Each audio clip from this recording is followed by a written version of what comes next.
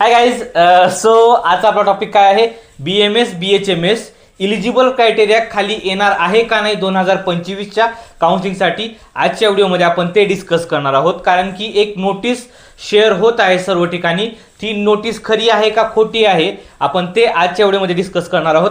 यानंतर आपण काय पाहणार आहोत, BPTS साठी जे विद्यार्थी वेटिंगवरती होते, BPTH BNYS BOTS साठी, तर त्यांच्यासाठी गुड न्यूज आहे, त्यांची नोटीस आलेली आहे. तर नोटीस कोणती कोणती आहे, नोटीसची पूर्ण शेड्यूल काय आहे आजच्या व्हिडिओमध्ये आपण डिस्कस करणार आहोत. चॉईस फिलिंग कधी करायची आहे, रिझल्ट कधी आहे, स्टे वॅकन्सी राऊंड 2 कधी लागेल, हे सर्व ओव्हरऑल डिस्कस करणार आहोत. कोणते विद्यार्थी इलिजिबल आहेत हे सर्व पाहणार आहोत. आणि सीट मॅट्रिक्स देखील आलेला आहे BPTS साठी. तर कॅटेगरी वाईज सीट्स किती राहिलेले आहेत प्रायव्हेटसाठी आपण ते देखील डिस्कस करणार आहोत. ओके. आणि एक्सपेक्टेड कट ऑफ काय राहू शकतो BPTSचा आपण ते देखील डिस्कस करणार आहोत. प्रायव्हेट आणि गव्हर्नमेंटसाठी एक्सपेक्टेड चांगल्या कॉलेजसाठी. ओके. आणि सगळ्यात शेवटचं BMS BHMS ची काउन्सिलिंग सध्या होल्डवरती आहे, होल्डवरती महाराष्ट्रासाठी बरं का. कारण की आता BPTSचा शेड्यूल आलेला आहे.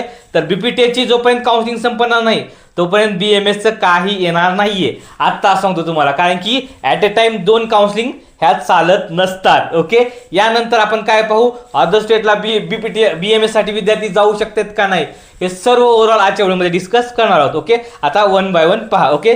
सो गाईज, आजचा आपला टॉपिक काय आहे, BMS BHMS इलिजिबल क्रायटेरिया खरंच खाली येणार आहे का, येस ऑर नो, कन्फर्म आहे का नाही, हे आजच्या व्हिडिओमध्ये आपण डिस्कस करणार आहोत. यानंतर BPTS साठी नोटीस आलेली आहे. आता सर्व शेड्यूल आपण काय आहेत पाहणार आहोत स्टेप बाय स्टेप. यानंतर गव्हर्नमेंट आणि प्रायव्हेटसाठी किती सीट्स राहिलेले आहेत आपण ते पाहू कॅटेगरी वाईज.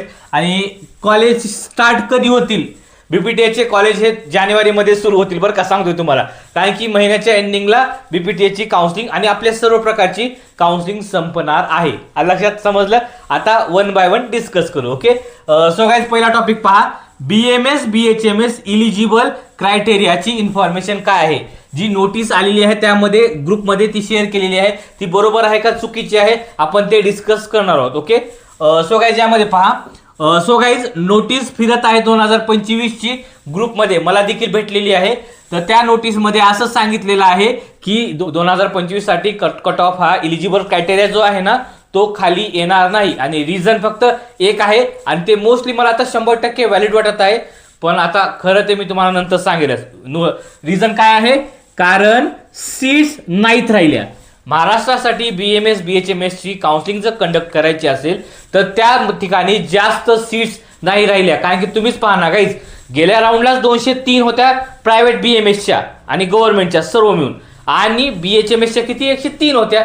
तर कंडक्ट होण्याचे चान्सेसच कमी राहिले ना. आता किती राहिले असतील, 20-30 जागा, आणि 20-30 जागेसाठी परत इलिजिबल क्रायटेरिया खाली येणे 4-5 हजार विद्यार्थ्यांसाठी.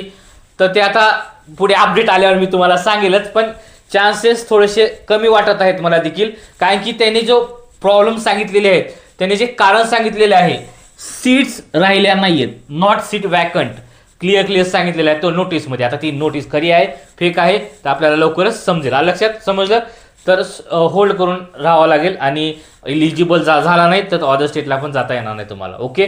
यानंतर पुढचं पहा गाईज, पुढची note, let's see more days. आता काही दिवस आणखी आपण कन्फर्म करू, काही दिवसानंतर कन्फर्म होणारच आहे की पुढे काय होणार आहे, कसं होणार आहे. Okay.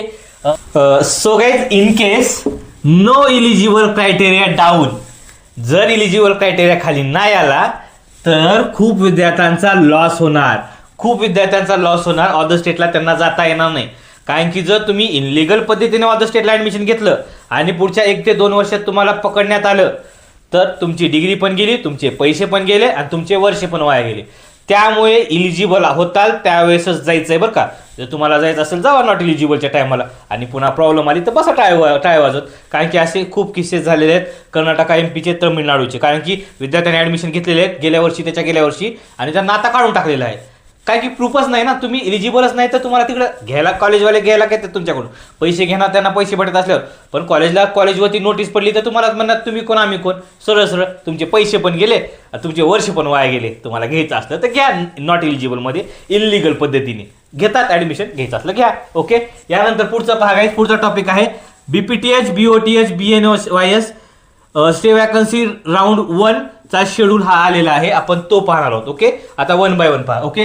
So guys, seat matrix 11/12/2025 ला येणार आहे, जे की आलेलं आहे. ओके, 11 तारखेला सीट मॅट्रिक्स आलेलं आहे. ओके, यानंतर पुढचं आहे चॉईस फिलिंग ही 12/12/2025 ते 14/12/2025 संध्याकाळी 11:30 वाजेपर्यंत सर्व विद्यार्थ्यांना करून घ्यायची आहे. ओके, यानंतर रिझल्ट हा 16/12/2025 ला कधीही लागून जाईल.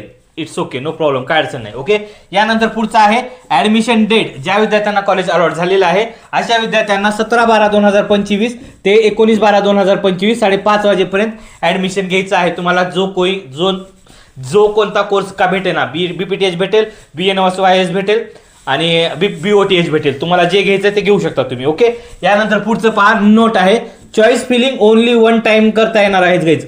आता सांगतो, या ठिकाणी तुम्हाला बीपीटीएची चॉईस फिलिंग स्टे वॅकन्सीला फक्त एक टाइम करता येईल. जर सीट्स रिमेनिंग राहिल्या तर ते स्टे वॅकन्सी राऊंड 2 कंडक्ट होईल, आणि जो तुम्हाला स्टे वॅकन्सी राऊंड 1 मध्ये कॉलेज भेटलं नाही तर तेच आता चॉईस फिलिंग जी केलेली असेल तुम्ही ती carry forward stay vacancy round 2 लावणार.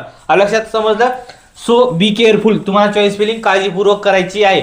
बीपीटीएचच्या विद्यार्थ्यांना सांगतो, BNYSच्या विद्यार्थ्यांना देखील क्लिअर सांगत आहे मी तुम्हाला. ओके, आणि BOTH तुम्हाला जे करायचे ते करू शकतात, काही प्रॉब्लेम नाही. ओके, याबद्दल मी जास्त इन्फॉर्मेशन सांगतच नाही, कारण की या कोर्सला बिलकुल व्हॅल्यू नाहीये. जर इच्छा असेल तर करून टाका. हा लक्षात. यानंतर पुढचं पाहायचं नोट, स्टे वॅकन्सी राऊंड 1 मध्ये कॉलेज भेटले तर स्टे वॅकन्सी राऊंड 1 मध्ये तुम्हाला यापैकी एखादं कॉलेज भेटलं तर स्टे वॅकन्सी राऊंड 2 ला तुम्हाला जाता येणार नाहीये. तुम्हाला ऍडमिशन कन्फर्म करावं लागेल, नाही तर रिपीटला जावं लागेल. आता सांगतो क्लिअर. जर तुमची 8 वर्ष घालायची तयारी असेल तर बीपीटीएसला ऍडमिशन घ्या. ओके, यानंतर पुढचं पाहायचं, ज्या विद्यार्थ्यांना कॉलेज भेटले आहे, ज्या विद्यार्थ्यांना कॉलेज भेटलेलं आहे 3 राऊंड पर्यंत, असे विद्यार्थी या ठिकाणी इलिजिबल राहणार नाहीयेत. लक्षात, असे विद्यार्थी इलिजिबल राहणार नाहीयेत.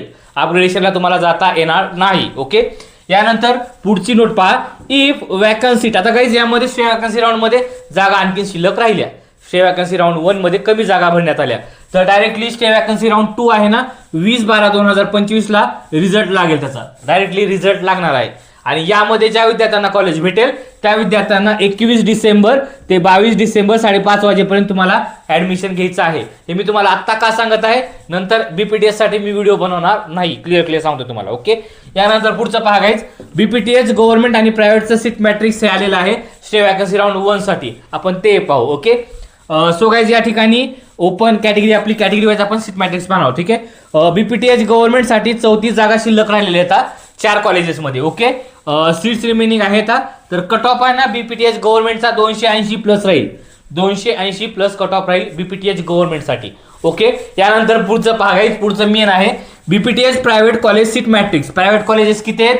टोटली 108 कॉलेजेस आहेत. त्याचा आपण कॅटेगरी वाईज सीट मॅट्रिक्स पाहू. ओके, सो गाइस ओपन साठी मुलांना 456 जागा आहेत, मुलींना 200 जागा आहेत. ओके, यानंतर एससी कॅटेगरी मुलांना 54 जागा आहेत, मुलींना 18 जागा आहेत. स्टे वॅकन्सी राऊंड 1 चं डिस्कस करत आहोत. यानंतर एसटी कॅटेगरी 33 जागा आहेत मुलांना आणि 17 जागा आहेत मुलींना. यानंतर विजे कॅटेगरी 10 जागा आहेत मुलांना, 9 जागा आहेत मुलींना. NT1 10 जागा आहेत मुलांना, 2 जागा आहेत मुलींना. यानंतर NT2 15 जागा आहेत मुलांना, 6 जागा आहेत मुलींना. यानंतर NT3 12 जागा आहेत मुलांना आणि 0 जागा आहेत मुलींना. ओके, यानंतर ओबीसी 76 जागा आहेत मुलांना, 25 जागा आहेत मुलींना. यानंतर एसीबीसी 73 जागा आहेत मुलांना आणि 25 जागा आहेत मुलींना. आणि ईडब्ल्यूएस कॅटेगरी 71 जागा आहेत मुलांसाठी आणि 17 जागा आहेत मुलींसाठी. लक्षात. आता आपण काय पाहिलेलं आहे, बीपीटीएच प्रायव्हेट 108 कॉलेजेस जे आहेत त्यामध्ये कॅटेगरी वाईज किती सीट्स राहिलेले आहेत मुलांना आणि मुलींना, आपण ते पाहिलेलं आहे. लक्षात. बीपीटीएच प्रायव्हेटचा कट ऑफ गाईज मायनसला देखील भेटतो, पण तुम्हाला चांगलं जर कॉलेज पाहिजे असेल, प्रॉपर सिटीमधलं जर कॉलेज पाहिजे असेल तर तुम्हाला 100% 180 200च्या वरी मार्क पाहिजेत तरच तुम्हाला प्रॉपर सिटीमधलं कॉलेज भेटेल. आणि त्याच्यापेक्षा 100च्या खालच्या विद्यार्थ्यांनी तर डोंट एक्सपेक्ट देखील करू नये तुम्हाला सिटीमधलं कॉलेज भेटेल. तुम्हाला जे कॉलेज भेटेल ते घ्यावंच लागेल आणि सर्वच ऑप्शन टाकायचे आहेत बीपीटीएस साठी ज्या विद्यार्थ्यांना 100च्या खाली मार्क आहेत. आत्ताच क्लिअर सांगतोय तुम्हाला बरं का. पुन्हा म्हणत बसू नका सर मला कॉलेजेस भेटले नाही, मला कॉलेजेस भेटलं नाही, तर मग रिपीट करा. सरळ सांगतोय तुम्हाला. ओके, यानंतर पुढचं पाहायचं. सो टोटली सीट्स बीपीटीएस प्रायव्हेट साठी 108 कॉलेजेसमध्ये 2012 जागा आहेत. किती? 2012 जागा शिल्लक राहिलेल्या आहेत. सो यामधल्या आयक्यूच्या जागा 883 आहेत. तर मेरिट बेसवरती किती विद्यार्थी लागतील? 1229 एवढे विद्यार्थी मेरिट बेसवरती सिलेक्ट होतील. लक्षात. समजलं. यामध्ये जर तुम्हाला काही कळत नसेल, काही समजत नसेल तर तुम्ही मेसेज किंवा कॉल करून माझ्यासोबत डिस्कस करू शकता बरं का. BPTSचा शेवटचा राऊंड आहे, तर BPTSसाठी मी सर्व तुम्हाला इन्फॉर्मेशन देईल. लिस्ट देखील मी तुम्हाला देईल, ती देखील फ्री, काही प्रॉब्लेम नाही आहे. ग्रुपमध्ये तुम्हाला 12 तारखेला लिस्ट भेटून जाईल. ओके, काय काळजी करू नका. शेवटचा टप्पा आहे, तर BPTSच्या विद्यार्थ्यांना देखील फ्री गायडन्स दिलं जाईल माझ्याकडून. ओके, सो गाइस यानंतर पहा, BMS BHMS ची काउन्सिलिंग स्टील होल्डवरती आहे. आता BMS BHMS चे अपडेट मी तुम्हाला पुढच्या 2 ते 3 दिवसात देईलच, पण शक्यतो ज्या विद्यार्थ्यांनी 85% आपल्या महाराष्ट्राच्या अगोदर रजिस्ट्रेशन केलेलं आहे इलिजिबल नसताना देखील, अशा विद्यार्थ्यांना महाराष्ट्रामध्ये मॅनेजमेंटने ऍडमिशन घ्यायची एक संधी आहे. ते डायरेक्टली ऍडमिशन घेऊ शकतात कॉलेजला बोलून, कारण की तुमच्याकडे रजिस्ट्रेशन प्रिंट आहे. आणि जे विद्यार्थी नॉट इलिजिबल असल्यामुळे रजिस्ट्रेशन केले नाहीत आणि जर इलिजिबल क्रायटेरिया खाली आला नाही तर त्यांच्यासारखं मूर्ख अनलकी कुणी नाही. आणि त्यांनी त्या त्या ठिकाणी काउन्सिलिंग लावलेलं आहे, त्यांच्यासारखं तर कुणीच नाही. कारण की रजिस्ट्रेशन हे करणं तुमचं काम आहे. इलिजिबल क्रायटेरिया खाली येऊ न येऊ, लक्षात समजलं. यामध्ये जर तुम्हाला काही विचारायचं असेल, काय क्युरीज वगैरे असेल, तर मी माझा खाली नंबर दिलेला आहे, तुम्ही मेसेज किंवा कॉल करून माझ्यासोबत डिस्कस करू शकता. इन केस जर काय विचारायचं असेल कमेंटमध्ये क्लिअरली विचारा, कमेंटमध्ये देखील आन्सर केलं जाईल. ओके, काय अडचण वगैरे असेल मला कॉल करा. Bye guys.